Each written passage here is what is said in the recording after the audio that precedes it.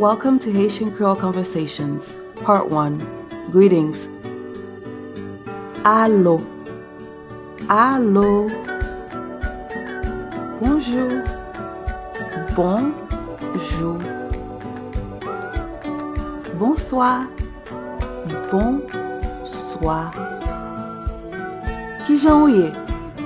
Kijan ou ye? Sak pase? Sak pase. Nap boule? Nap boule. Mwen byen, mèsi. Mwen byen, mèsi. Nap kenbe? Nap kenbe. E famille. E famille. Yo bien, merci. Yo bien, merci.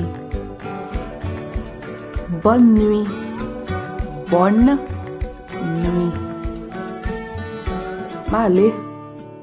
Male. Na we pita. Na we pita.